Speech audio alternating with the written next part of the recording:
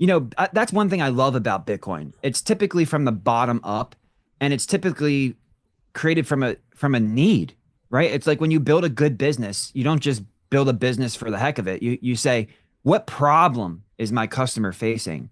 And then you solve that problem. You don't build a solution and then look for a problem. The problem must be identified first, and then you look for a way to solve that problem. And that's why Bitcoin works the way it does. The individual understands that the value of their time and energy is being extracted from them. They have a big problem. The state, which they cannot make war with, is stealing from them.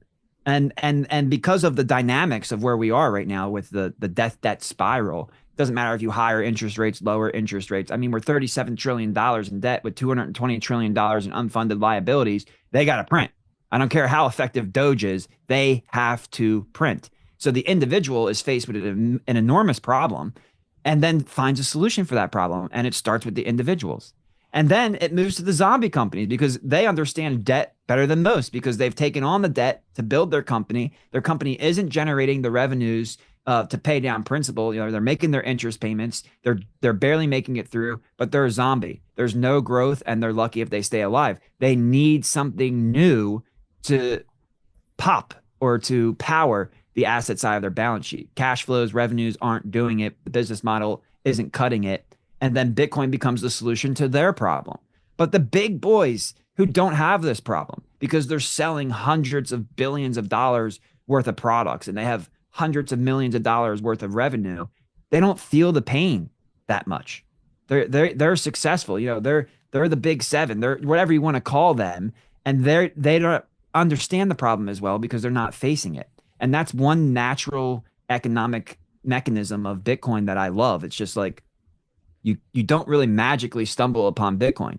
You first have a problem, and then you understand that Bitcoin becomes your solution. So I do think these companies have an advantage, which is actually funny to say that the zombie company has an advantage over the established company with strong revenues and good cash flow.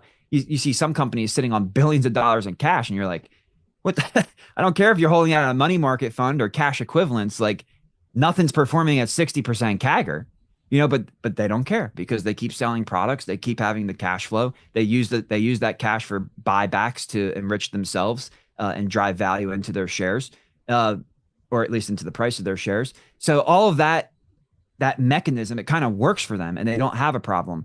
And it's the companies that face the problem, like, Saylor's MicroStrategy, they faced a few problems before they became a Bitcoin treasury company. And even now, the traditional analysts will look at it and say, well, where's the cash flow? Where's the revenue? This is high. Someone's taking out debt who barely has any cash flow. This is risky, right? Like without that cash flow element, it's almost like a fiat mind disease. 60% CAGR isn't good enough. You need cash flow. And they have to figure out a way to get beyond that without facing the problem first.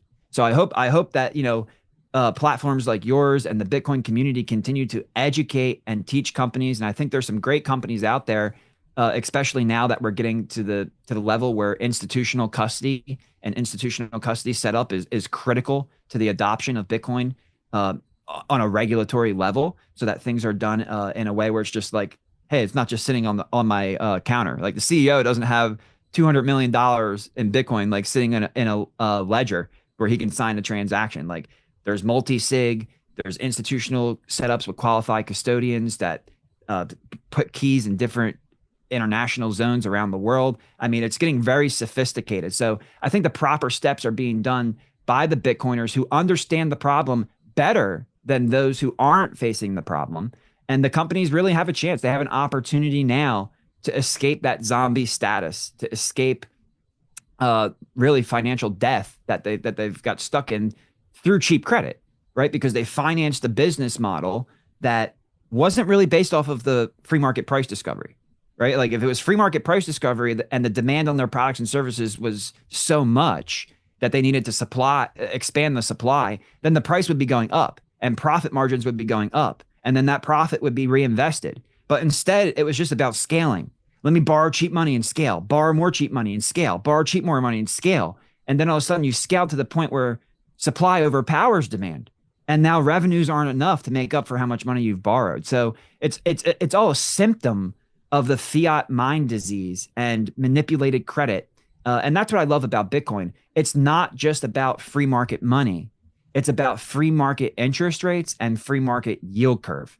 And the companies who understand this revolution for what it truly is are going to be in a position to leverage that reality at a later time, way beyond the original business models that they established.